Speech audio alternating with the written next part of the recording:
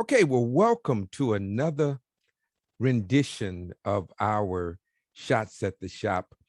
This is a family affair, and of course, the Maryland Center for Health Equity presents this rendition of our conversation today. As you know, I'm Omar Neal. I am the former mayor of Tuskegee, Alabama, as well as the host of You Got the Power radio talk show. And today we're going to have a conversation about the conversation. I mean, the one that you have at the kitchen table when you're talking about the COVID-19. I'm talking about when you're going to Thanksgiving dinner with the family and that conversation about who's vaccinated or who's not vaccinated and why they didn't get vaccinated and what the conspiracy theories are and all of those things. And how do you now navigate that conversation when alcohol is involved and other things are involved and you keep your family intact, trying to keep them alive? That's going to be a difficult thing for many people. So what we're going to do is we're going to unpack that, give you an opportunity really to hear what our great panel has to say about how to have the conversation about the conversation, because it is a family affair. And we're going to bring on now my sidekick, none other than Dr. T, Dr. Stephen Thomas. Is going to be joining with us. Take down the screen and let's bring on the Hollywood Squares. Hey, Omar, what a great day. And I want the audience to know we got a new screen here. And if you have your cell phones out, just point your camera right there to that QR code, and it will direct you to some of the things that we have going on. And like you say, it's a family affair. I feel like I'm on my way to the barbershop, Mr. Mayor. And so I've loosened my tie and getting ready for an authentic conversation about what we're doing to save lives. And there's some amazing work going on out there across the country. Yeah.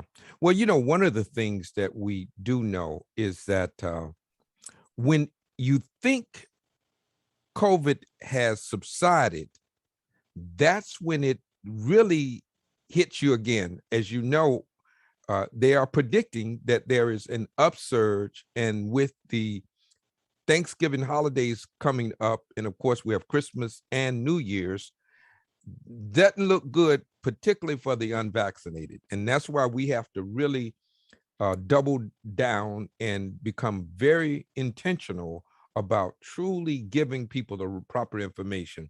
Again, believing that if you get the proper information, you naturally gravitate to take care of yourself. And so what we're going to do is have that conversation. And so I'm excited about it. And Dr. T, I like this. I like the kind of dressed down approach. You open your collar up. I'm not gonna do that. I gotta, different strokes for different strokes for different folks. That's what happens in the barbershop, man. You can have a PhD and a no D. There you go. And Omar, that conversation that happens in the barbershop, guess what? Everybody else in the room is listening. And you don't know who you might touch. That's right. You can be talking to one person and the whole barbershop is engaged, right? Right. Absolutely. So that's how that goes. Let me introduce our star-studded panel today. None other than Chris Sherlock Holmes, the man on the streets that truly goes to the barbers and to the stylists and really engage them in really understanding their role and the potential of really being a safe space for saving lives. And so we appreciate what he does every day. He's going to give us kind of the scuttlerbug as we talk about it on what's happening in the streets. And then we have Mike Dynamite Brown going into the shop. When we talk about this is really a shop thing, is shop talk. This is really that, because we really go into it. So, hey, Mike Dynamite Brown, want to make sure that everybody see him, and he's becoming a great celebrity all over the country now, and so we have that, and our standard physician and medical expert. We have Dr. Carol Ritter. Hey, Dr. Ritter, how you doing? I'm here. Always, I'm here. I'm glad, always happy good to to be in see the you. conversation. And we're going all the way down to Texas and hang out with a Tuskegee. And now, you know, although she's at Baylor, and we're gonna give her that. But man, she's a Tuskegee woman. And that's what we talking about. Dr. Faye Fletcher is in the house, and it's always good to see you. Hey, Dr. Fletcher. Hey, thanks for having me here today, Omar and Dr. Thomas. Absolutely. So we got that going on, and then we got some more people who are going to be joining us as well. Dr. Tuesday Cook hopefully is going to be joining us a little later on. We have some more people that we're going to get into the conversation with. Now, Omar, you're going to get yourself in trouble here. Let me try to help you, my brother. Do you know you got the sister in the house, the queen, the short hair queen's in the house? Hold up. How are you going to pass over her? Hold up. How did I miss Katrina Randolph? Hold up. I apologize. I'm gonna have to give $2 in church Sunday. You were getting ready to get it. You got me. You know, please forgive me. Look who I see. Hey, how are you doing? How are you? I'm fabulous, wonderful, supersonic. It's always good to see you. Yeah. So absolutely, we can't go no further without recognizing the queen. Katrina Randolph, absolutely. And we got some more folk we're gonna come into the conversation as well. Well, I can't, let's get into it. Let's get into it now. You know, we've been at this for about 6 or 7 months about the vaccine being available, right? Mm-hmm. And so the first group were the elderly and the first responders. Had some challenges with the first responders, and a lot of that was, political, and some of it was religious and other things. But we got through that pretty well. The elderly, I thought, were very receptive. Didn't you, Doc? Didn't you think that because that group really got vaccinated really quickly? I mean, think about it. They have medical homes because of Medicare and other services for the elderly. They have access to, guess what? A national health insurance program. So it's very interesting that because of that easy access, we could get them vaccinated early. And the key on those vaccines was to keep people from dying or having serious illness. They were the most vulnerable. So that's good news. Yeah. And again, we are still dealing with some people who are vaccine hesitant, but really can't tell you why they're vaccine hesitant. And that's why we're going to have this conversation. That's the reason why I wanted to bring Dr. Fletcher on as well, because, you looking at it from a really high level. It's not just what's happening in the streets. There are a lot of reasons why people don't trust systems. And we talked about that before. Dr. Fletcher, kind of help us out with understanding that it's more than just the vaccine. Mm-hmm. It's and if we just look at it from that vantage point, I think we're missing a lot of why people are where they are. And tell the audience a little bit about who you are, Dr. Fletcher. We're now streaming live on Facebook. Yeah, absolutely. Sure. Faye Fletcher. I am in the Center for Medical Ethics and Health Policy at Baylor College of Medicine. So a lot of my work really centers around understanding the lived experiences and realities of populations that are traditionally marginalized and stigmatized. And historically, I've worked with women living with HIV, Black women living with HIV. And the reason that I had an interest and continue to have an interest in this population is because we can think about systems of oppression, these intersections of race, gender, poverty, other socially marginalized identities, how these identities intersect and really influence the ways that people engage in healthcare and the concerns that they have around engaging in healthcare. So, as it relates to the COVID-19 pandemic, we're hearing a lot about medical mistrust. And again, it's about framing. I think I've been saying this early on in my work, that we really have to change the way that we frame issues around mistrust and distrust, and just think about institutions and the need for institutions to become more trustworthy. So not only do we have these historical instances and interactions and medical research and public health research and other forms of scientific research, but we currently see issues of institutional violations. And what comes to mind is Dr. Susan Moore, Black physician, COVID-19. She felt like she was being mistreated. She actually used Facebook Live as a way to document that mistreatment. She said, I'm being treated differently. I maintain if I were white, I would not be treated this way. She highlighted that she was a physician. She talked about being in pain, and she still was discharged, and eventually she died. So I think when we talk about mistrust, we have to make sure that we think about it systemically, and also things that are happening currently. So when people see instances like Dr. Moore, who was Black, who was female, also highly educated, it really makes it difficult to encourage people and to have confidence in the healthcare system. So we have a lot of work to do. And forums like this are wonderful, because when we think about changing people's health behavior, we have to think about non-traditional ways, because everyone doesn't engage in healthcare.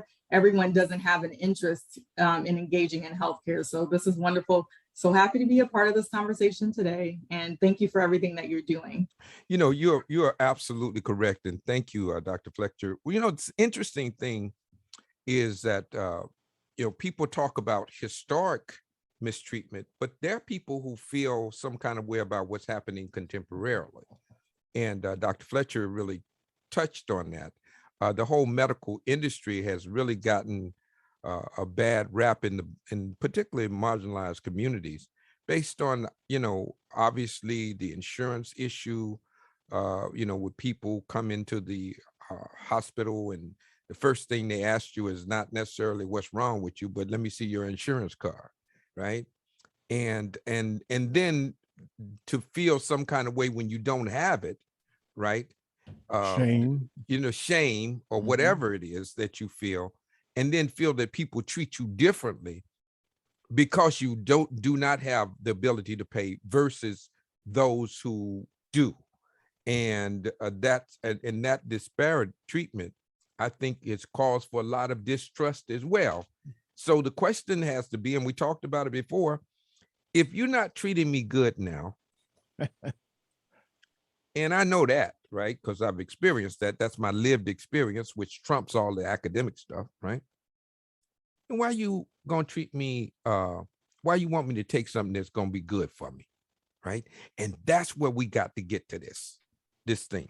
It's not necessarily trust me, but as Dr. Fletcher say, how are we being trustworthy? And if we reframe the issue in terms of showing how we're being trustworthy and how we're changing the way that we are dealing with people, customer service, all of that, then I think people will be more receptive, particularly those people who are on what we call, on what Mike Dynamite Mike called the hell no wall, right? Yeah. Right. And even beyond sometimes, you know, Dr. Fletcher, we were on a session just this week, and one of the highlights when they said, what has surprised you? They asked one of these experts, what surprised you about where we are? And the response was that the work they were doing in these minority communities, people were asking, how much does the vaccine cost? They were hesitant because of cost. Now think about that. Since the beginning of this pandemic, the vaccine, when they became available, have been free. Right. So how could it be? That's us, I think. Don't we have to look in the mirror? Whatever communication we've been sending to our neighbors, our communities, that somebody out there at this moment would think, I can't go because I don't want to get a bill. Right, Omar? From the last time I went to the hospital, and think they don't want to go because they're going to get charged for the vaccine. We got to do a better job of communicating the basics.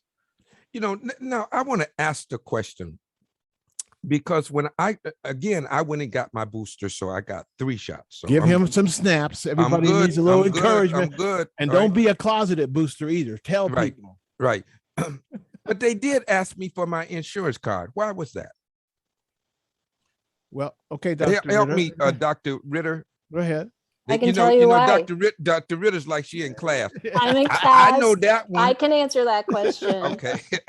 Because Go I ahead. give the shots in my office and I get the insurance card. Yes, because there's an administrative fee that the insurances will pay. It's $40. I can tell you that, and it has a code and whatever. And if you don't have insurance, the doctor can still bill and they still pay you. But the insurance companies are paying $40 for the administration over costs in the doctor's office with the needles and the whatever and the administration. So yes, I mean, Okay. it's a minimal amount to, cover everything, but it's enough that the doctors don't go out of business by giving the Right. shots, and the Right. insurance, and I guess the pharmacies too. But you understand how the local person could be confused by that? Absolutely, absolutely, and that is the issue. I mean, we have definitely not communicated that well enough, because there's still people that come into my office without insurance, and I want to give them the vaccine, and they say, "Well, I don't have enough money," and I'm like, "It's not going to cost you anything." They're like, "Really?" Yes. So you know that communication has been the whole problem with the pandemic, right? Right. But you think about it. You ask somebody for an insurance card, they go back to their family and said, I had insurance, so I had to give them my card. Now, the person who does not have insurance, they can draw inference that if you don't have insurance, then you can't get vaccinated. That's how it gets communicated at the dinner And that's how it table. gets communicated back into the community. Mhm. And that becomes problematic, right? And All right. even one thing I want to add, I think that's an excellent point, because even when you fill out the forms for CVS or Walgreens, they're asking for you to enter your insurance information, and you can't necessarily proceed if you don't have the card. They also ask for a copy of the card. So I think, again, there's another opportunity to say, hey, this is the reason, the way Dr. Ritter just explained it. A lot of people are even saying it would be nice if there was someone at pharmacies who could answer some of the questions that people had about vaccines, because even if they show up, it doesn't necessarily mean that someone's going to get it. Or sometimes people make appointments and something happens and they aren't able to get their vaccine. So I think, like you're saying, having some sort of informational intervention at that point would be helpful for people, because they don't know that they can even ask questions at that point. And it seems so basic, doesn't it? And yet there's a need to pay attention to the little things. Right, Omar? Sometimes it's the little things that trip us up. Absolutely. And with all of the things, let's think about all of, we got 2 trials basically in the news that's consuming all of the news. You got stuff happening in Congress. We did get the infrastructure package done, and so people gotten that, but there's everything else that's taken front stage. The pandemic has taken a backstage in many instances, and out of sight, out of mind, right? So that's why we're coming back to have this conversation. Particularly last year, we didn't come together as a family because we said we were going to try to protect each other. This year, they're already saying that travel is going to be greater than it's ever been before, back to pre-COVID status, right? People are going to see each other. Are they going safe? Are they going unsafe? And I think that's the key. And we do have at least a small window between now and Thanksgiving for people to get vaccinated. So when they walk into the family, they can walk in with a level of confidence that at least they are protected themselves to whatever degree possible, and they are protecting their family members. That's critically important. And we've heard before from our guests who are at the other end of the line and who are burying people, what it means to have that grief of feeling that you were the one who infected grandma. Now, the little kids from 5 to 11 now can get it. And even the 12 and up, but there's a huge segment of that 12 and up group that are not vaccinated. So we got a lot of work to do. And Omar, I see Dr. Tuesday has arrived. Well, we're gonna And- bring her in. And while we're doing that, I think it's time to get a pulse beat. Yeah, let's go on and get a pulse. Well, one is let me do this before we do it. We gotta respect, man. Let's respect Dr. Cook. When Dr. Cook arrived, everything stops, and she like E.F. Hutton. When she speaks, everybody listen, right? Hey, Dr. Tuesday Cook, how are you doing today? If only that were true. Can we record this and send my husband the recording? Absolutely. But you know, he's gonna override it, so it doesn't matter. Tell the people a little bit about yourself.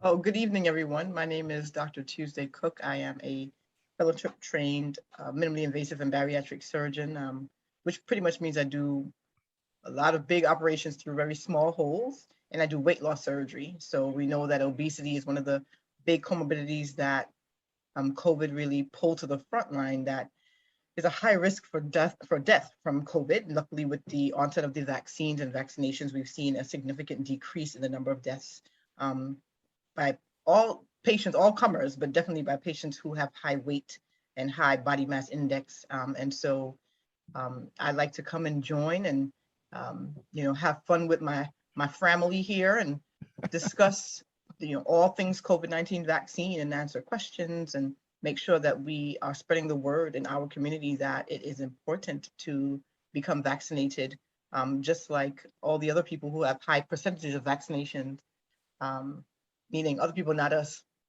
And so, Right. Just spread the word and make sure that we all understand what it means to be vaccinated, what it means to not be vaccinated, and the responsibilities that go along with each, and the consequences that go along with each. And I will say, I liked the discussion that Dr. Ritter and is it Dr. Fletcher, Faith Fletcher, Mhm. had with regards to just some confusion. Even I've been confused. I chose to vaccinate my daughter, who is 8, and I had to call all kinds of places. I went to the Department of Health. I went on the websites. I was on there every day for 6 days straight. Wow. I made calls. I was on you name it, I did. I called each of the different community centers. I called the elementary schools, and it was not easy to get this vaccine for this between 5 and 11-year-old child. And I eventually had to speak to some colleagues and use like a, you Buddy got your system? the hustle, right? A hustle man type thing, to get the hookup for a vaccine for my child. Now, why? Do I have Now to you get a know what the hookup? doctors say, they know about the hookup. You see what I'm You saying? gotta Now, get a hook, right? that's taking it right You down right to there. the Who you know? nitty gritty. That's where we going, right? And it really should not be so. And that's what I emailed Right. to the county executive. It should not be. What if I didn't speak English? What if English was my second language? What Right. if I was not savvy on a computer? Somebody told me, oh, you just keep hitting refresh on CVS's website. But what if, I couldn't go to a library where a Right. lot of people have internet access Right. to be able to keep hitting refresh? So I just think we need to make it very clear and make it very accessible. Right. This is like a memory of what happened Department with of Health. us at the very beginning with everyone Yes. when we were on Right. the Hunger Games. You're on the Hunger Games with the 5 to Right. 11 right Correct. now. Correct. Right. And it No, should not be We that got to be difficult. more intentional about really making this vaccine accessible to everyone. At this juncture, everybody, with the exception of 5 and under, need to be vaccinated. I mean, that's what if your doctor or your physician, and we have to also have that caveat that you conduct, consult with your physicians. But generally speaking, we can say that we believe that with the safety and efficacy that we've seen so far, we can say with a great degree of confidence that people should get vaccinated. Absolutely. And so that's why we are doing this. And what we're doing today is we're having the conversation about the conversation, the one that we're going to have at the kitchen table for Thanksgiving. This is a family affair. And there are going to be people who have decided that they are not going to adhere to what the family is asking, and they're going to talk about, the man did this and the man did that, and they're going to bring up Tuskegee out of context, and they're going to talk about a lot of things. And the question is, how do you have the conversation about the conversation? And so that's what we're going to do. But right now, what we're going to do is go to the word cloud and talk about what word best describes how you are feeling at this point in the COVID-19 pandemic. And what we want you to do is just put it in the chat. You can put in as many words as you like, just one at a time. And of course, for those people who are viewing us from Facebook Live, you can put it in the chat as well. And we have people behind the scene that's curating, and they will add it up, and we're going to build this cloud and truly understand how we are feeling collectively. And the word that comes up the largest is the word that more people expressed in terms of how they're feeling. So we want to kind of get a feel of the collective feeling of where we are. We want everybody to engage, and you can put in as many words as you like, because I know that our feelings are complex, and a lot of times we feel this way and we feel that way. So all of the ways that you're feeling right now concerning COVID-19 and the pandemic, vaccines, vaccine hesitance, whatever you're feeling, let's talk about it. And Mr. Mayor, while they're putting their words in, I want to highlight one of the posters we got this week, right out of Little Rock, Arkansas. And we have our stylist out there, Miss Reynolds. If you'll just turn your camera on while people are putting their words in, Miss Reynolds. And when I pull this screen down, we'll give her a chance to talk. But Omar, all around the country, people are hosting these vaccine clinics, literally saving lives. And sometimes just the conversation like we're having right here can help everybody else make that decision. We all have our reasons. Let's give people a reason to get vaccinated. So how about some snaps for Miss Reynolds? Hey, Miss Reynolds, how you doing? I'm fine. How are you? Absolutely wonderful. Is your camera working? Yes, it should be.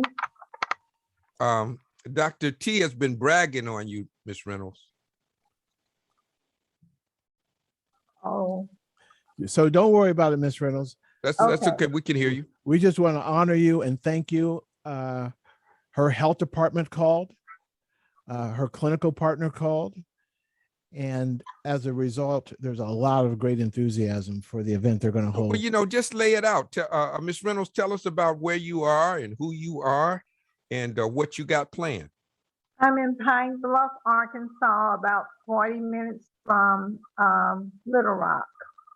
And we're hosting Shots in the Shop on Saturday, this coming Saturday. And Dr. Thomas, I guess, displayed one of our flyer. We have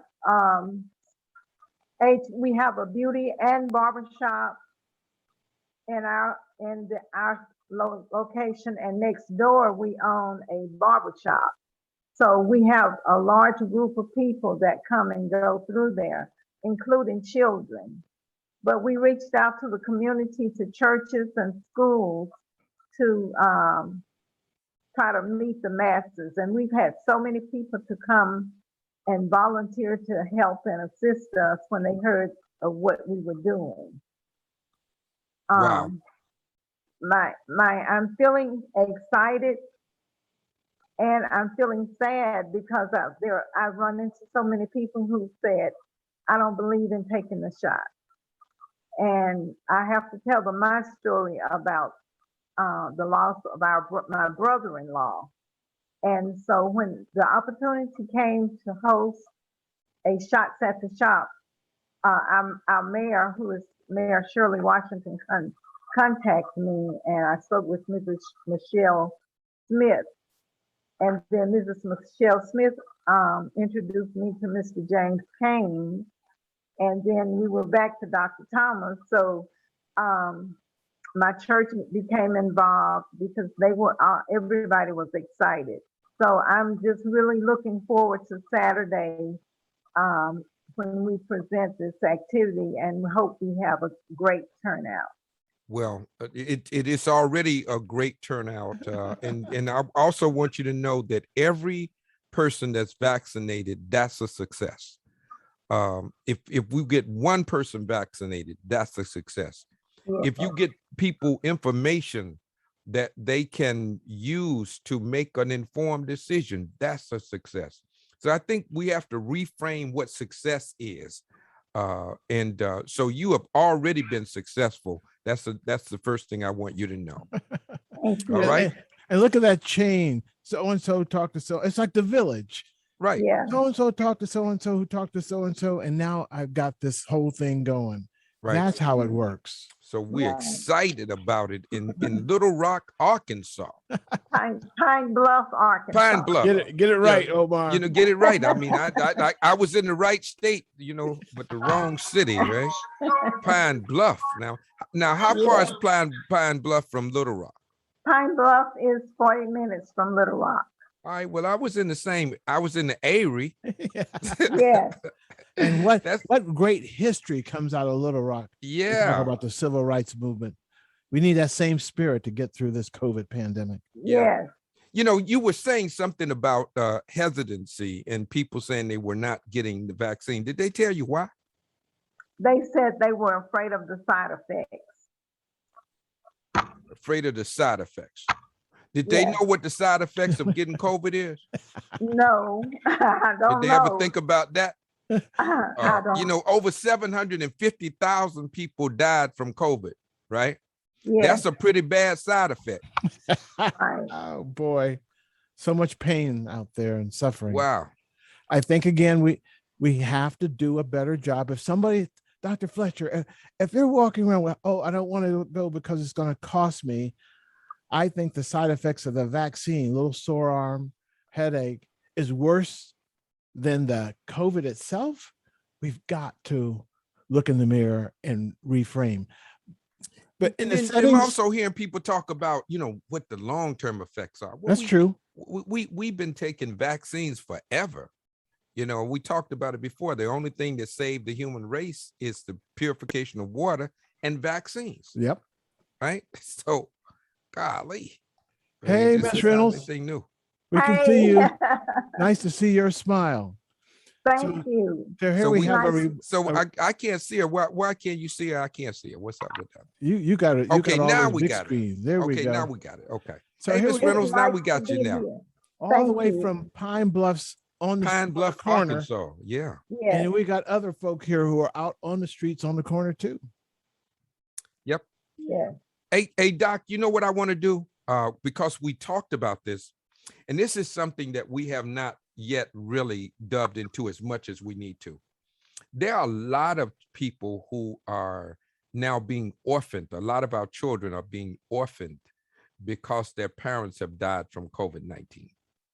That's created a whole nother issue, Dr. Fletcher, in the Black community, particularly, or the communities of color, where the breadwinner now has been extracted from the home due to death, right?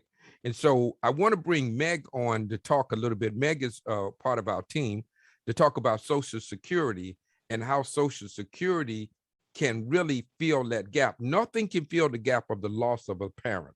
That's the first thing, right?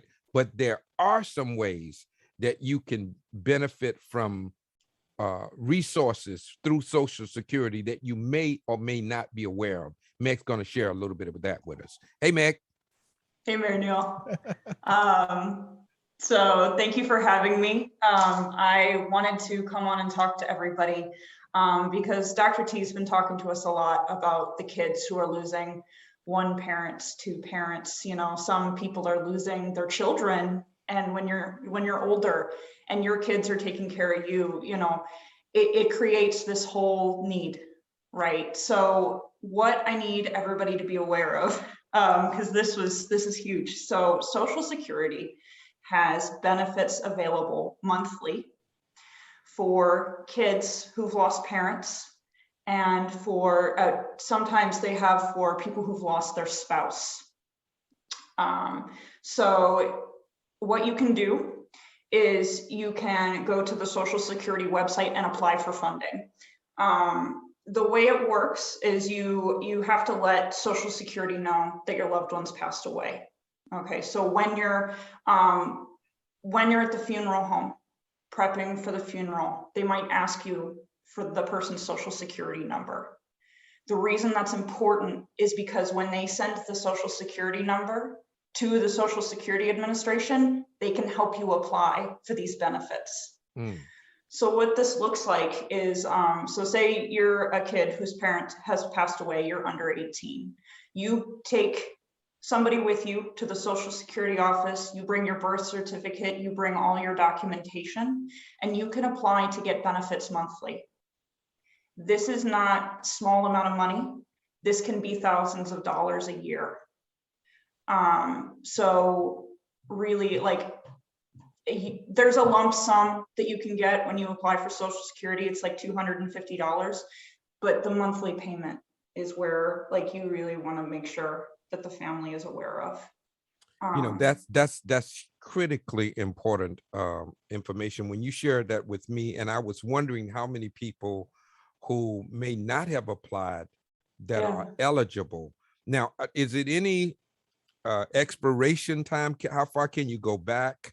Does it have to be that the parent died of COVID, or is this the parent dying just from anything? How does this fit? Yeah, absolutely. So first of all, this is not for COVID. This is a long-standing program.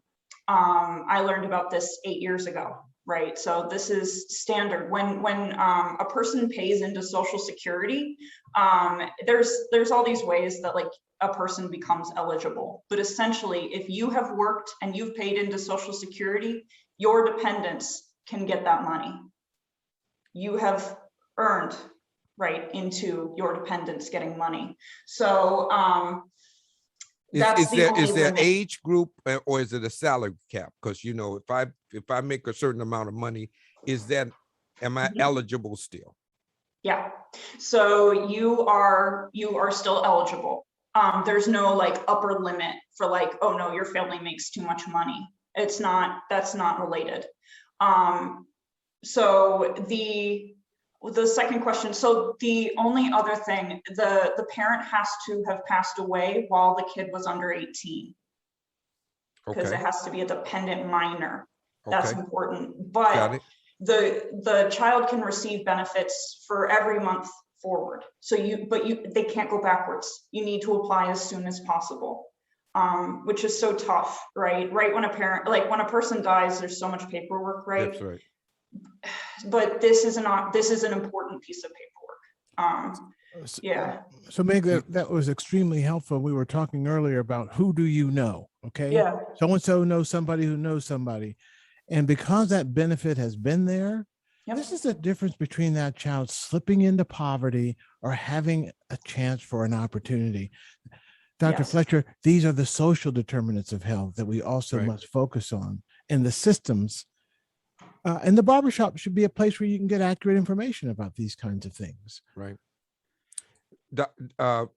Meg Jordan, who is our backbone that makes it work behind the scenes, and it's always good to bring you know, our team out front. If we're going to figure out a way to highlight our team, but, you know, they see Dr. T and myself and the panelists, but they don't know that we have a whole team of people making all of this work behind the scene, and Meg heads up the team. So thanks, Meg Jordan, for doing that. Let's give Meg some snaps. Thanks, Meg. Some snaps. What's the name of the program, Meg?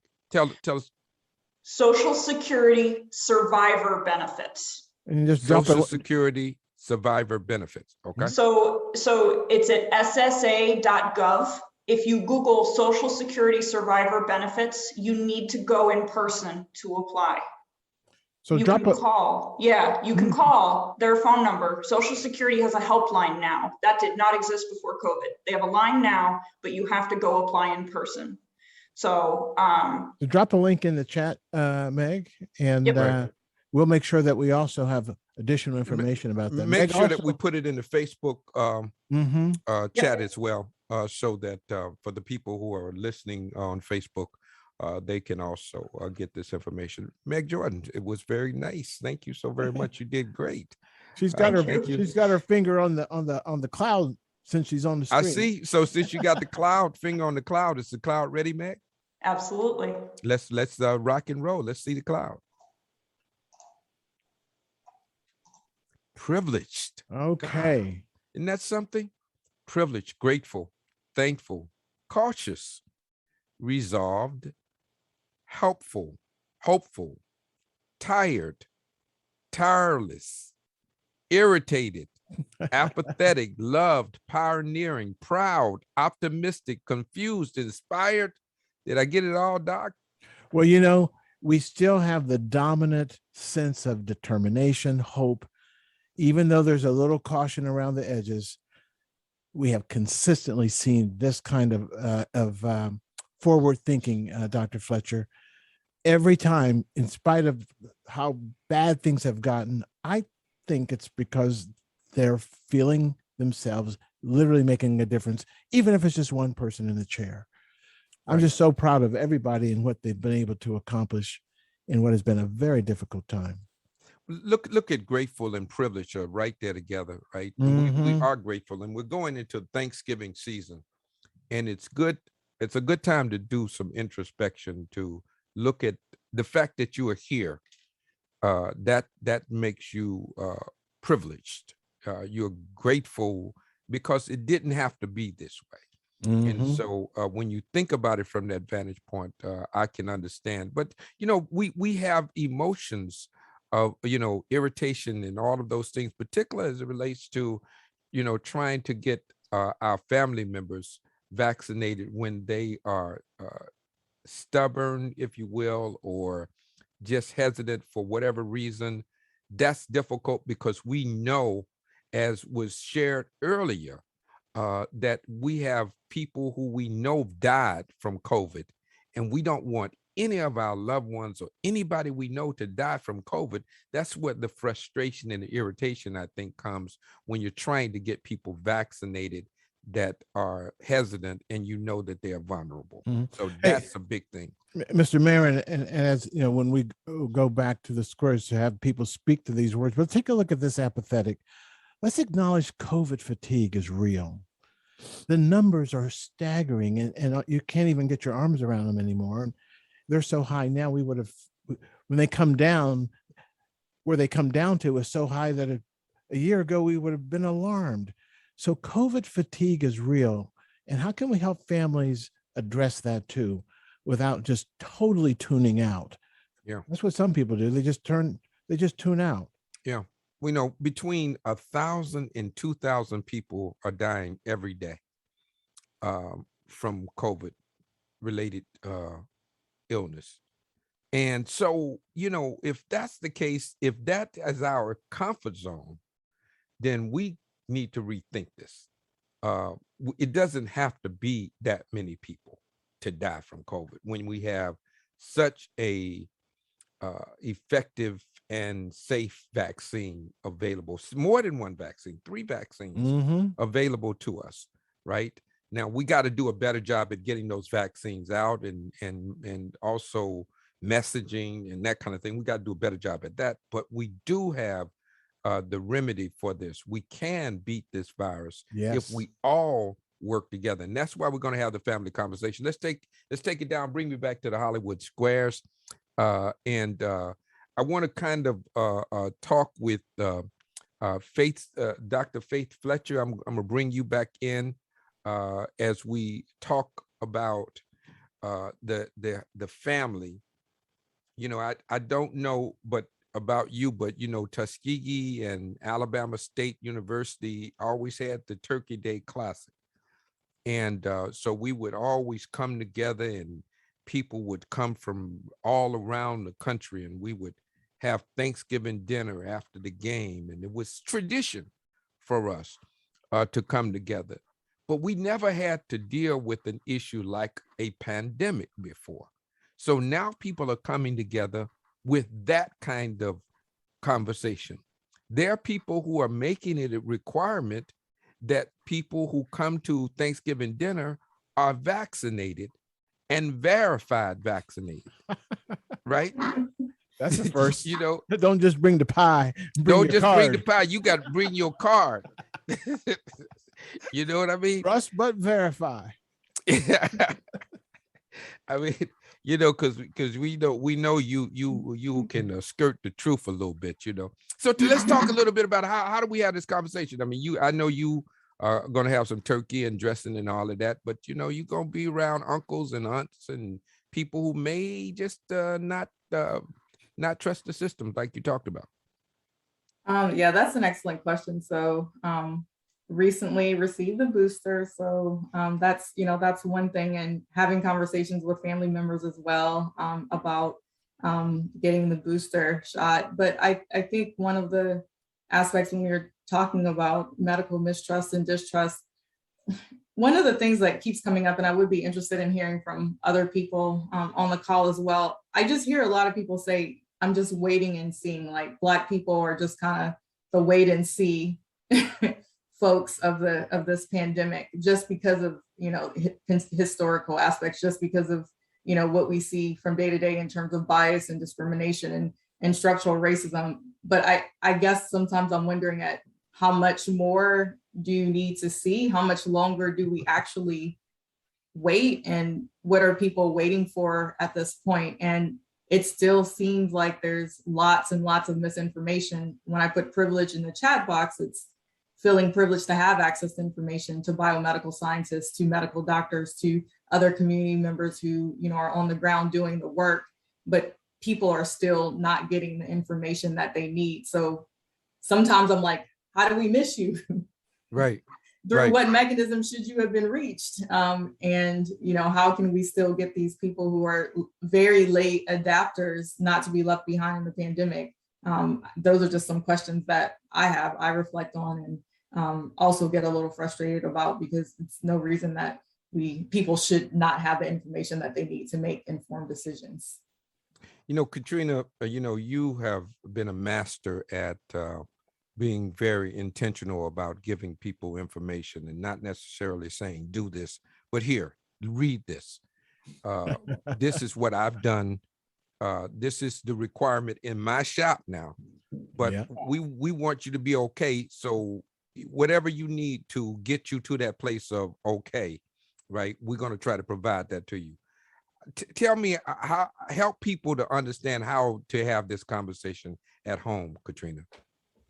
I'm glad you asked this question, because I was just having a conversation with a cousin of mine that's listening in tonight that I invited to the call. And just to piggyback on what Ms. Faith said, she's not vaccinated. She's been going back and forth seeing her doctors over time. And they have never had a conversation with her about being vaccinated, but yet she faced a health disparity. Her immune system is definitely being compromised. So I try to share information with her, try to share dialogue with her, but she's still stuck in that place where she just don't want to be vaccinated. So I'm glad she's on this call tonight, because if she have any questions, this is a great place to ask, because we've been going back and forth about this vaccine for a very long time. And I try to encourage her to be vaccinated. And we were talking yesterday on a Zoom, and I was telling them I'm grateful and thankful to be able to share this information with my client base. But yet sometimes I get frustrated when I talk to a person like my cousin who's facing a health disparity that goes back and forth to the doctor on a regular basis, and they have never had a conversation with her about being vaccinated.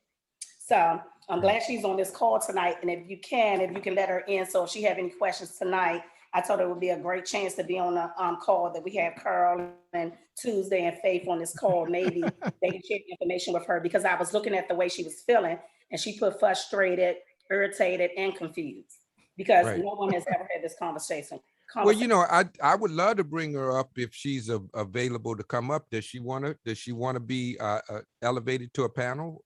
I'm sure she want to ask some questions tonight. Right. Well, if that's the case, then what's her name? Michelle Newman.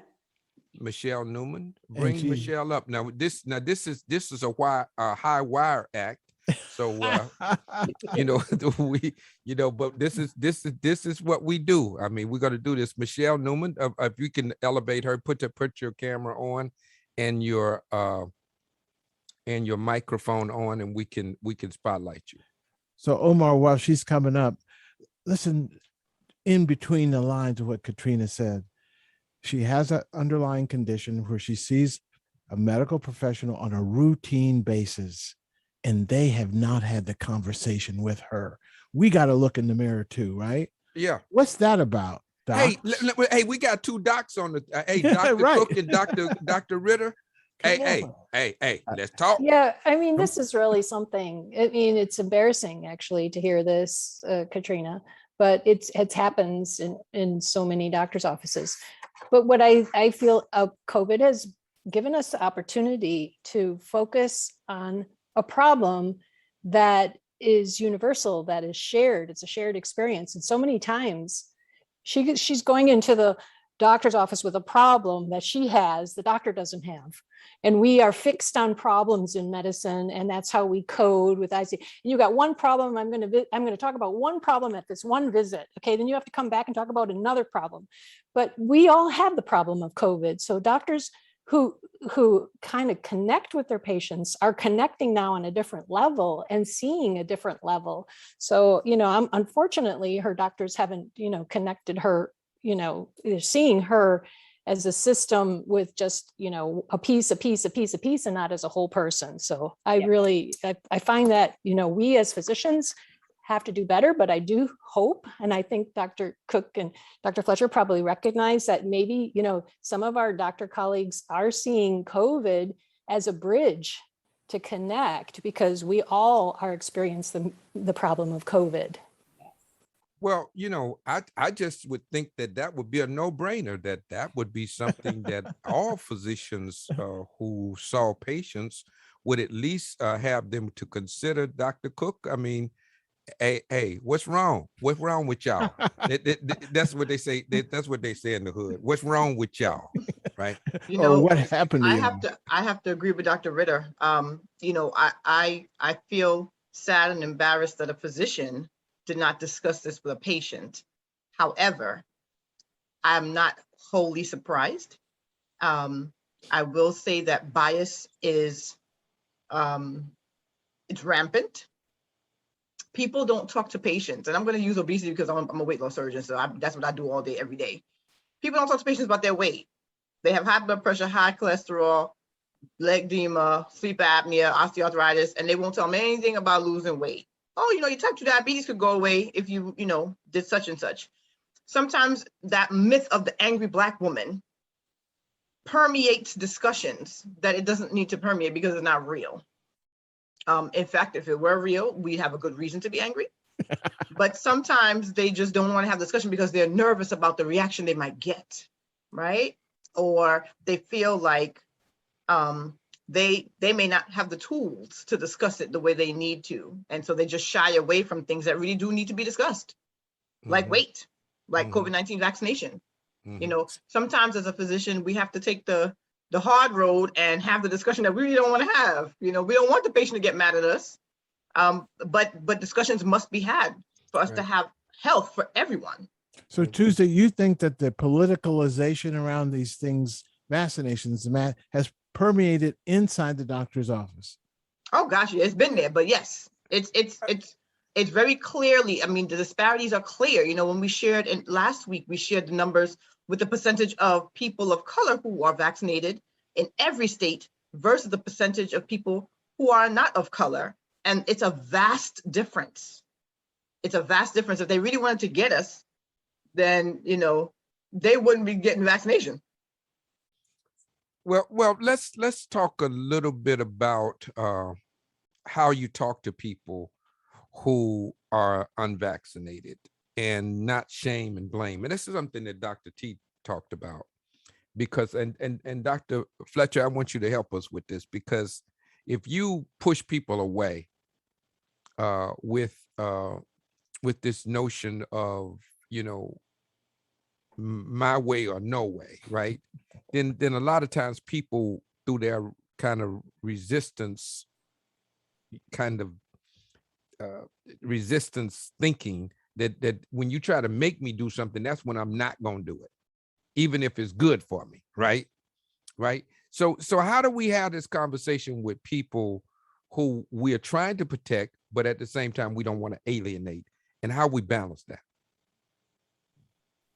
Yeah, that's an excellent question. Again, interested in how some of the other people on the call, like Katrina, how you might have those conversations with people who come into your salon. I mean, one thing just mentioning, I heard earlier about the provider encounter, and I just want to echo that it's just a missed opportunity, because that might be the only person who could provide accurate information to an individual and help them to get vaccinated.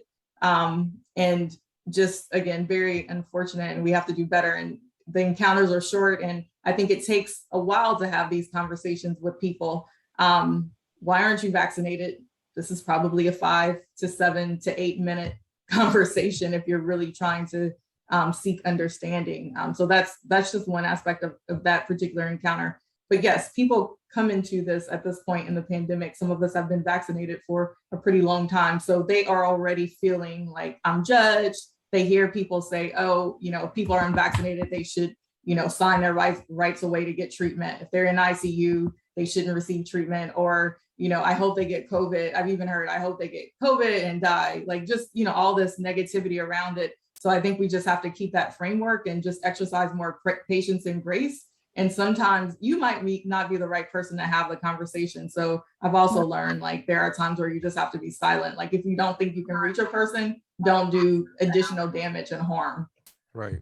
Yeah, that's profound. I want to go in the shop and go to the barbershop. Mike Dynamite Brown, because, again, this kind of, when you have a traumatic situation where you lose a loved one to COVID, then you start thinking about everybody that that's not vaccinated, and you feel a sense of obligation at that point to do something to get that person you believe protected, right? How do you get away from this kind of pushing too far, where we push people away from us rather than bringing them to us? For me, I always try to meet them where they are. Say, for instance, the customer saying, Mike, I can't believe you taking that stuff. The white man made that stuff. He's trying to kill us. You want to stop us from reproducing. They want to put the chip in us. It's the 5G network. It's so many things that they come. So you just take them one by one. The one that they keep saying the most. Well, let's just eliminate. Let's do process elimination. The chip. They can't put a chip in you. The chip is in your phone. And you obviously want them to follow you around, because if you leave that phone at home and it's going to make you late for work, you're going to turn around and go get that phone. So you want them to follow you. So let's eliminate the chip. So, and then you just go on down the line and you meet them where they are with the same level of a tone that I have in my voice. And because some of them will get up, who going to make me take the vaccine? Who? You and who else gonna make me take? No, we don't. We're not gonna force you to do it, buddy. But right. I want you to look at what's going on around you, man. People are dying. Look at my man Lou.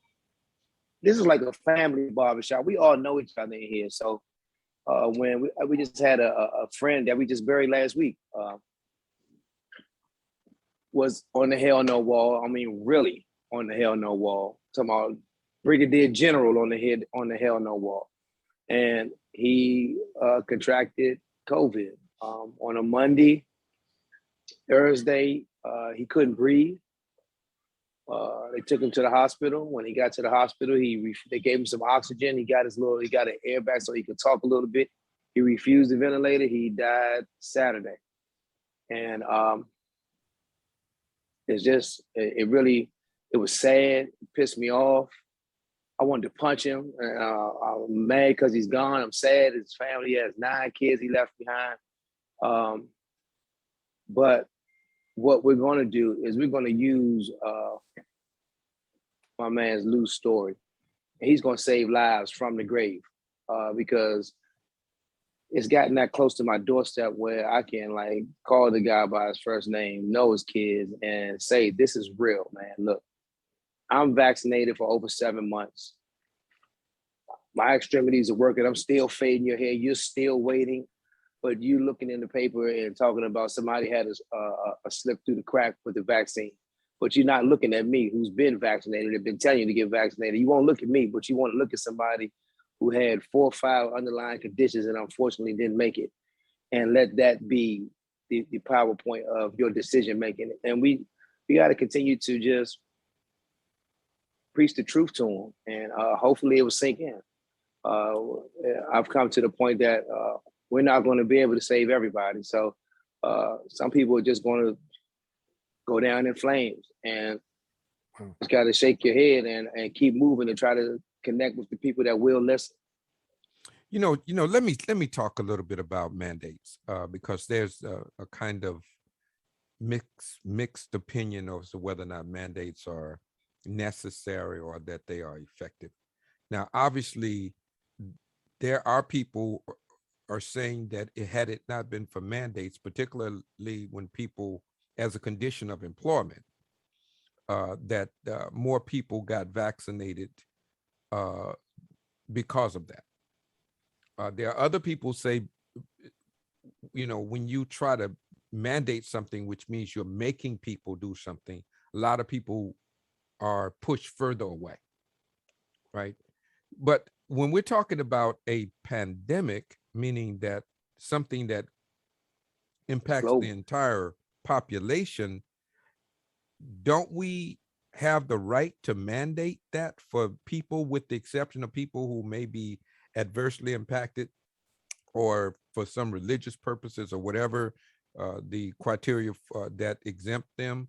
Don't we have a right as a public to want to be in a space where people are safe, or at least not spreading the virus around? I mean, don't we have a right to?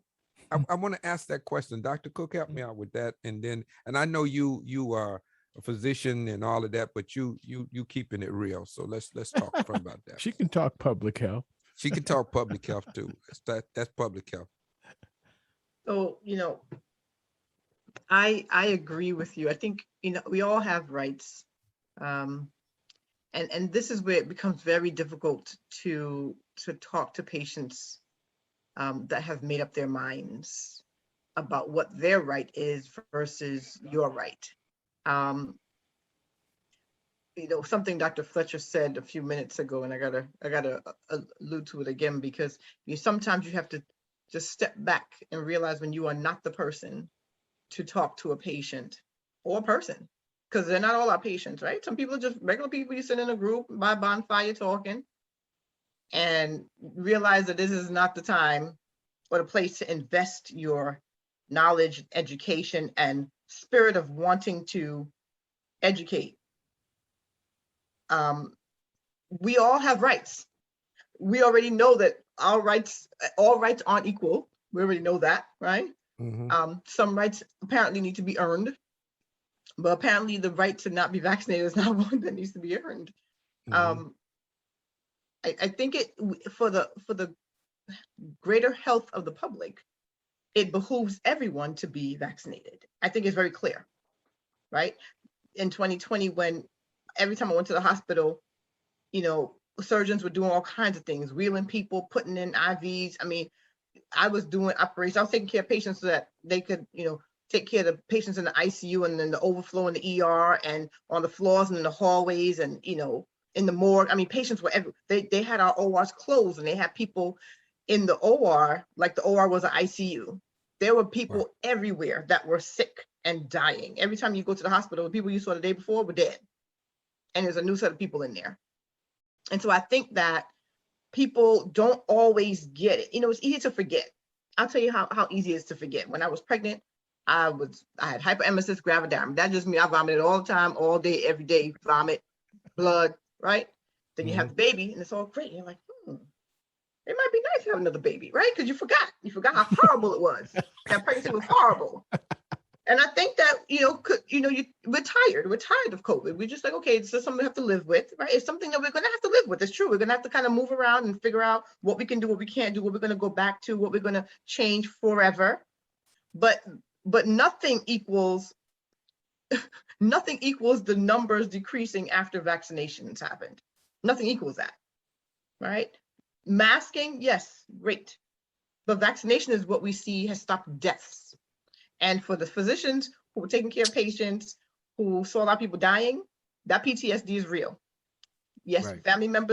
People have had family members die, people have had friends die, but when you go to the hospital and you see, hundreds and thousands of people dying, and bodies in the street and morgues filled up and freezer trucks not being able to take patients away from the hospital, or people being left in their homes dead because there was just no space, pardon me, then you start to feel a little bit more passionate about something that helps to decrease those deaths.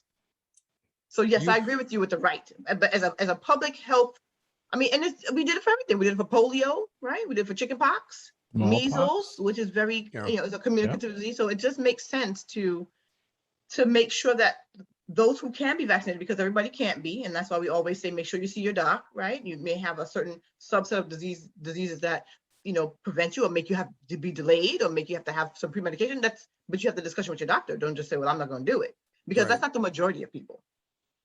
Right. Yeah. What I don't get is this, and I don't know why, and I do know why. So for me to say it don't why, that's not really the truth. We politicized this very early, and people drew the line as to your affiliation and your loyalty to your affiliation to the point of jeopardizing your life. Right. And we've heard people on deathbed testimonies talking about, I didn't do it because I heard it on a certain network and they told me not to get vaccinated and that it was just like a cold or just like the flu. And so I just really I didn't take it seriously. And now I'm here dying. And so they admonish their family to get vaccinated, but it's too late for them. We are having those cases every day where people say, I didn't think it was real because they told me it was a hoax. It was something that was made up, that it was not real, and that they just wanted to get you into this thing so big pharma can make money. I mean, they got all kinds of reasons rather than this is a public health issue. Millions of people have been vaccinated in this country. Over 200 million people have been vaccinated in this country alone. And that many of the people like us on this call, I assume all of us have been vaccinated. We are fine. And I think, and Dr. T talked about it earlier, we have to begin to be more intentional about promoting our protection. If you are vaccinated, just tell somebody. Thank you. Don't be closeted. Right. Just say, I'm vaccinated. It's okay. Celebrate. But Doc, there's some people who feel like they can be alienated because if they're part of a political party, they can be literally alienated by making that public pronouncement. That's the situation we're in, and why the barbershops and salons are so important for the conversation. Right. To get them ready to have that conversation around the dinner table. Right. I want to go back to these children because, that's it's problematic and it's troubling to know that Dr. Tuesday Cook, who know all things, couldn't find I how I exaggerate just a little bit, Dr. Cook, but that's just a little bit. And she doesn't get too excited about it either. Yeah. Right. But Omar, she said something, she just dropped it in. And she said, and when I called the county executive, okay, that was the clincher. She called the county executive, and she was Dr. Tuesday Cook when she made that call. And something happened, right, Tuesday? The thing is, and this is what really makes me upset, right? Yes, we sit on boards and committees and, we want to meet people and know people, but no one should have to know somebody to be able to get health care. Like, you shouldn't have to call somebody and email somebody and go in a group. And there's no this is something that's supposed to be accessible without insurance, widespread, easily obtained. It's not something that, and I'm calling every day. I'm calling just the regular number. Let me ask you this. Your daughter goes to school someplace, right? Oh, she's homeschooled. No, because I don't play with that COVID. Okay. Yeah. Now let me ask this. I took COVID seriously. When I tell you I took it seriously, believe me. So if two people who are working can homeschool a kid, That's what happened. Yes. Right. She's Let me on. do this. So let me say this. So in New York, many of the schools are back to normal, basically, right? Yep. Yes. I'm Wonder from New why York. wonder why they don't give a permission form, send it to every parent, right? Let them come back with the permission form and just go to the school and vaccinate, line them up like they did before, right? And vaccinate all the children. I mean, wouldn't that just make sense? They don't have enough vaccine yet. I mean, I know the pediatricians who they can't get it in their office. I mean, it's a different vaccine, and it's just like it was in the very beginning with the adult vaccine. So they're scrambling for it. It's a hunger game right now. It will be enough soon, but right now we're still in that place where there's not enough vaccine for the 5 through 11 who want it. And it can overwhelm practices because they're driving them to pediatric practices. Yeah, well, we started out with the 11 up, right? And that was, I think we still could have gotten better at that, but we knew we were going to get to 5 and to 11. We knew we were going to get there. So I don't know why they didn't do like they did before. And it's only Pfizer. I mean, Moderna doesn't have a 5 through 11 yet. It's Right. still only one of them, right? One Right. of these pharmas. So what I don't but we quite gotta understand is do why can't something. they Go ahead. dilute the adult one? We know it's a third. If They we know it's a didn't. They third, didn't do the trials on that one. They did the trials on a different one, Dr. Cook. And it's a different No. needle. And it's a different needle. Dude, And needles are like half a honestly, pence. it's a robust study, right? So they have just chose to do it that way. Why did they chose to do it that way? I don't know. It doesn't One of make the sense. things about children, a vaccine still has risks. And so the benefit must outweigh the risk. So they're being very, very cautious when it comes to kids, especially small kids. And so you can imagine the parents that are saying, I'm vaccinated, a parent saying, I'm boosted, but I got this little one here in my care. I'm going to wait and see, even in vaccinated families. And then we got the teenagers, and we met some of them. They want to get vaccinated because they want to be out more. And they're in a household, Omar, where you got people unvaccinated. So the conversation that we're hearing helps us tailor the message. I want to go to Katrina, you and Dynamite. I mean, because are you all seeing any difference in hesitancy of people who got vaccinated themselves but are hesitant about getting their children vaccinated? Have you had that conversation in the shops yet? I haven't had any of those encounters as of yet. What about you, Mike? The ones that I hear, they say my kid is fine. He's too young, and they don't even want to talk about the age. I just leave it right there. Too young to get vaccinated. Yeah. Pediatrician. I wish we got 2 doctors on here. My baby got vaccinated a week after she was born, about 6 or 7 shots. So no. Same day. Same day. Same day. Right. I'll leave it to Dr. Ritter because she'll know more about this. But same day. Dr. Both my Ritter, babies. talk a little bit about that. We took her to she may have gotten some the same day, but we took her to the pediatrician maybe 5 days later, right, or less, and she got a series of shots, right? If you asked me to save my life, what one of those shots were, I couldn't. I might well just go down. I remember holding my babies when they were like acting like a pincushion and the baby's crying in your arms, and the poor mom, you're like, oh my God, what are you doing? You're shotting him. You're like, again, and the baby's crying in your arms. And, we just let them do it. Right. And we didn't ask all these questions because we trusted the doctor and we trusted the vaccine. Trust. And I think, this whole pandemic is just the difference is like, it's the difference from the 1918 is that we have the internet and we have social media, right? And we have a pandemic of misinformation where people can like bind together where, that they were under a rock before, and then they've come out and they bound together in social media and they're in force. That's what we're fighting right now. So we are literally fighting disinformation. That's part of it. Organized and well-funded. Right? And you're saying that it's orchestrated and well-funded. Now, what? Help me out, because this doesn't make sense to me. What's the benefit of people dying and getting sick from a virus that could very well mutate out of our protection? right? You literally, we're talking about we got our shots and we got our booster. If a new variant comes out that eludes our protection, we can start over from scratch, right? And that is a real possibility. That's why it's so important to get the people to community immunity, right? There you go. Right?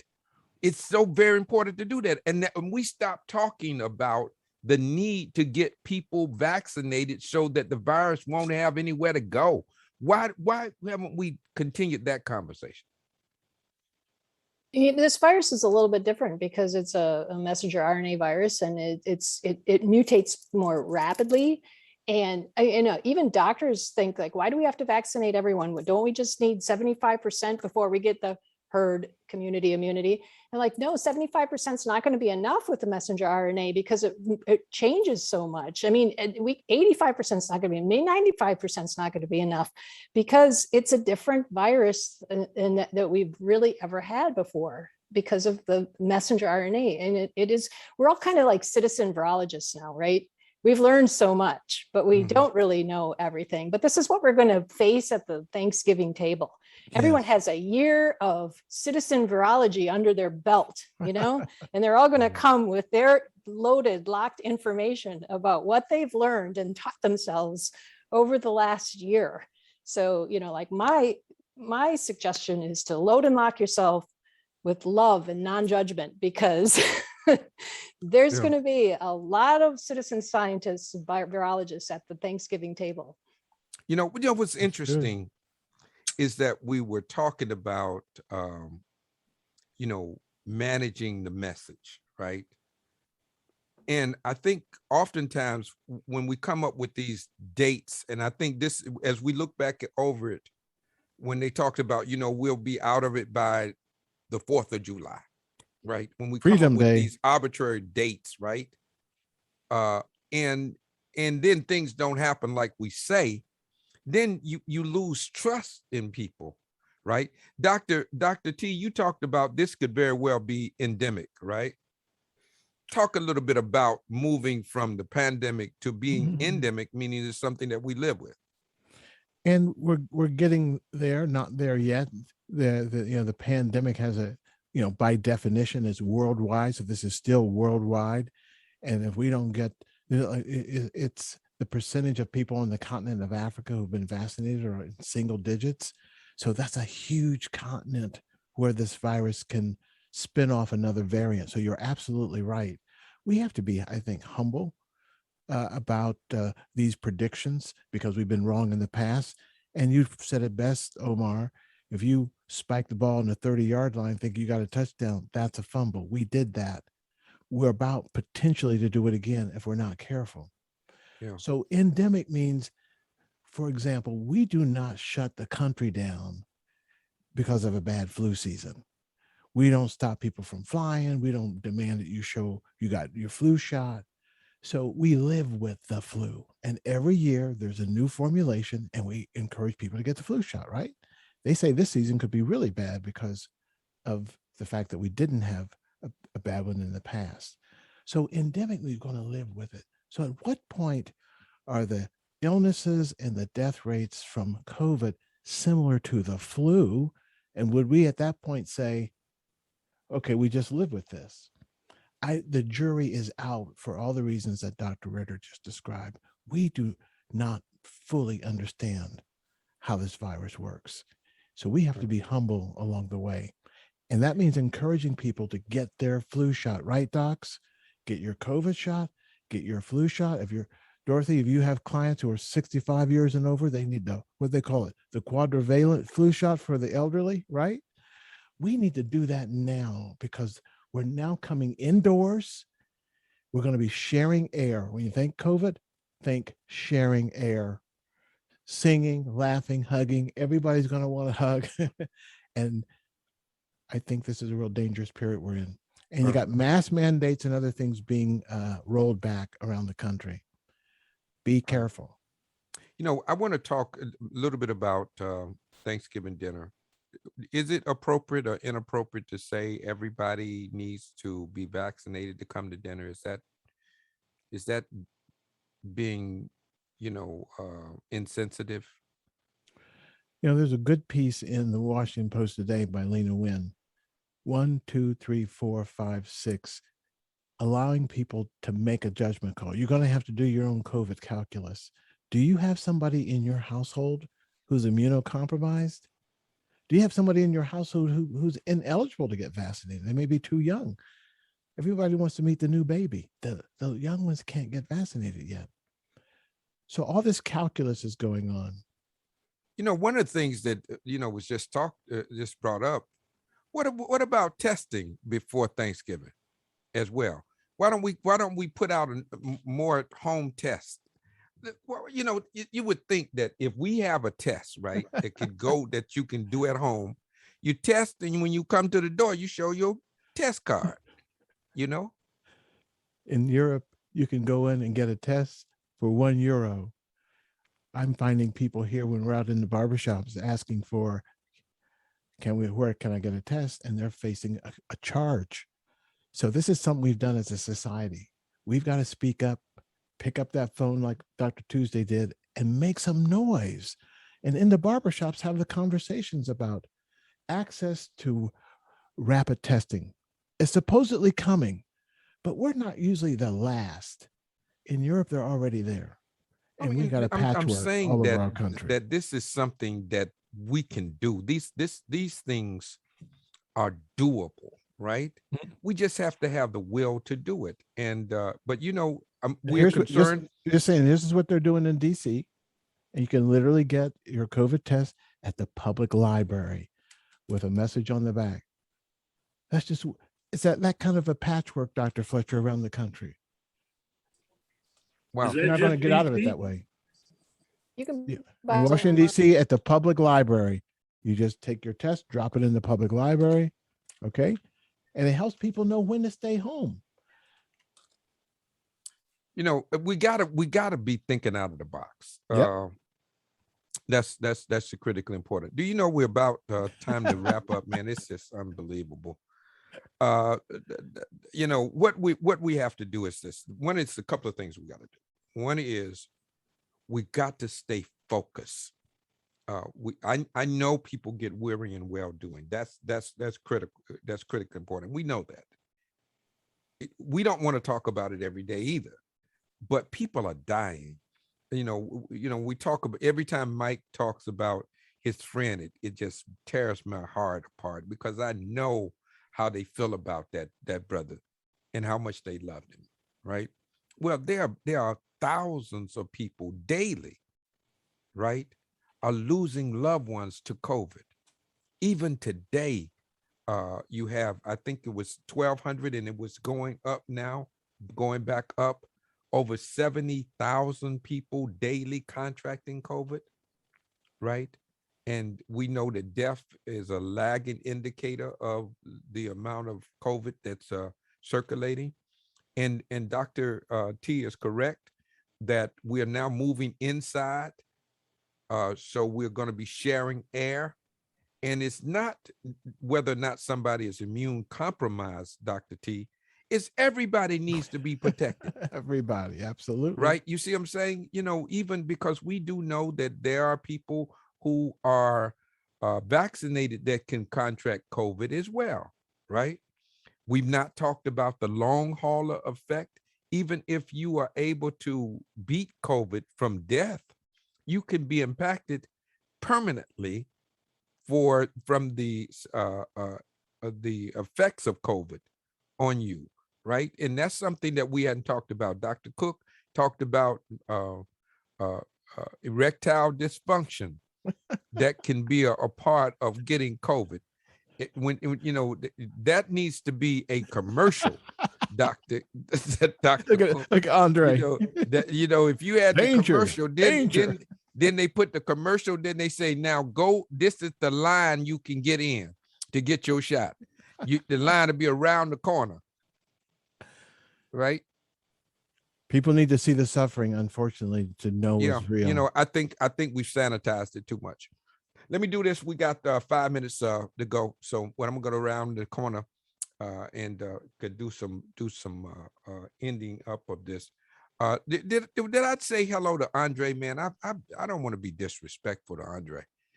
Bring Andre up. Let me say hello to him at least.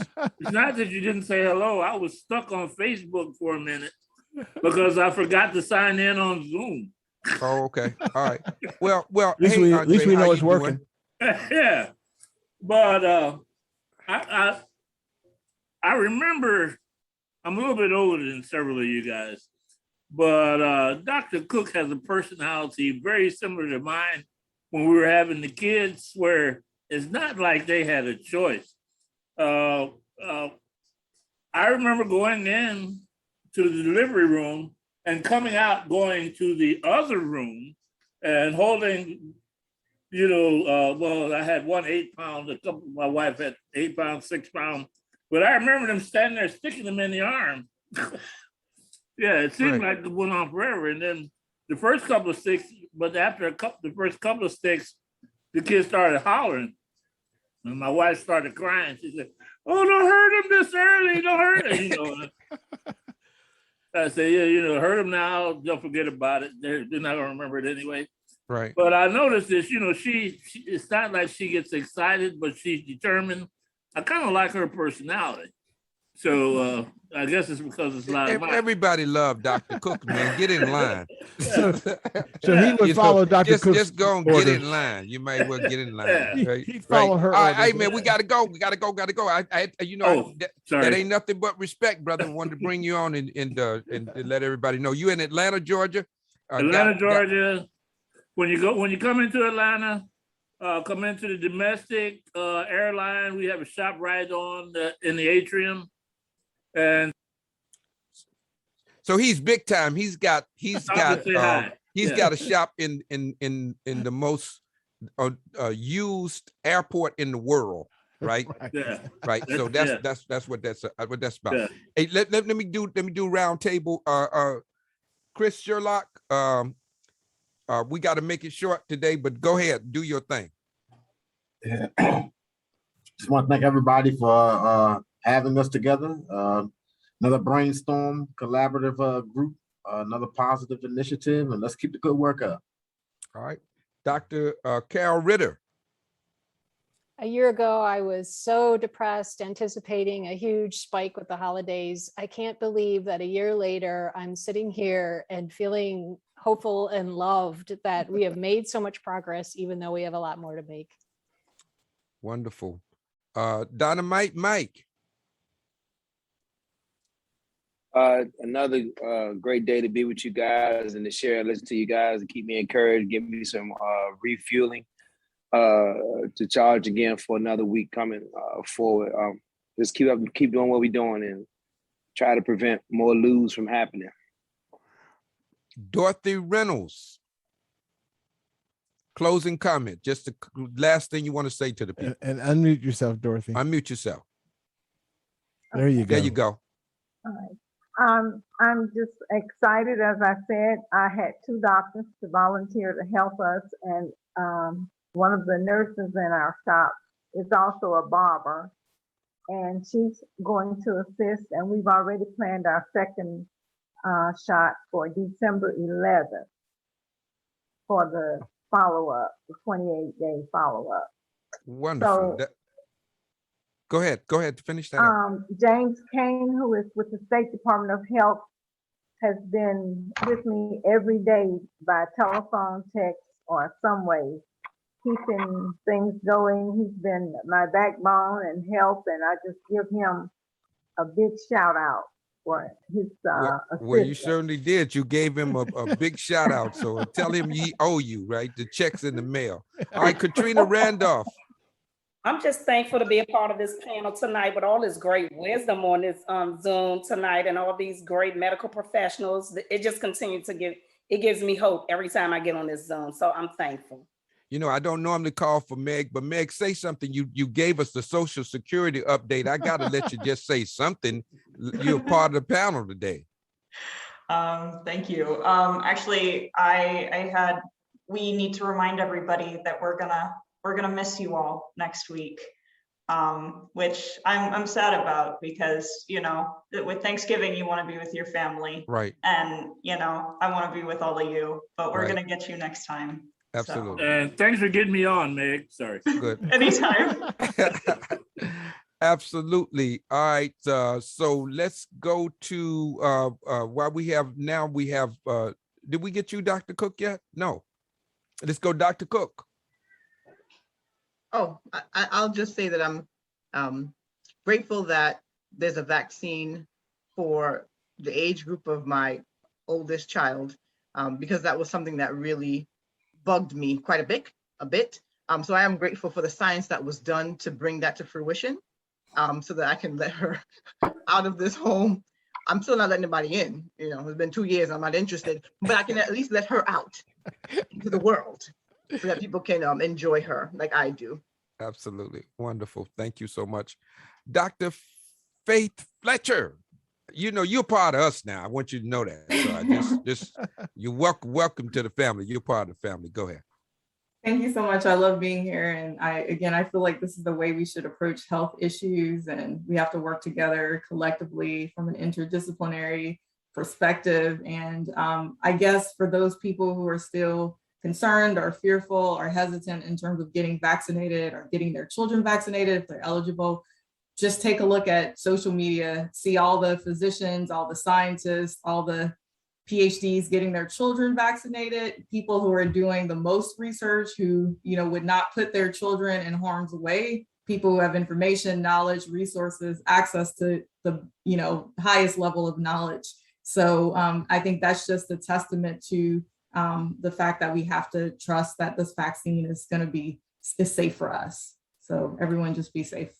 Thanks, Dr. Faith Fletcher. I'd like to say also, I forgot to just thank all of you for the encouragement and for the opportunity to be a part of this platform. You know, we love you, Dorothy Reynolds. Yeah, absolutely. Thank you so much for being here. You added so much to the conversation and to the spirit of this moment. Thank you so much. You're welcome. All right, Dr. T. You know, I'm going to take mine right from the cloud, privileged. And Miss Dorothy exemplifies it. So privileged that we have this space to lift up her voice and all the other voices we're hearing, and that we've turned this pandemic that's thrown us into these Hollywood squares into something that can bring us together. We can find that common good again. And that's what's needed to move forward. Good. Well, my final word is one word: thankful. And I want you all to have a wonderful Thanksgiving. Take care of yourselves because you owe it to yourself. Take care of each other, as they say in the church, until we meet again. And as always, I'd like to leave you with these two words. Remember that I love you with a perfect love. But more importantly, remember this: you got the power. All right. Not next week, but the week after. And we'll be right back. Be safe out there, folks. Bye-bye. Have a great Thanksgiving. Have a wonderful Thanksgiving. Spread the word. Bye-bye. Bye-bye. Thanks.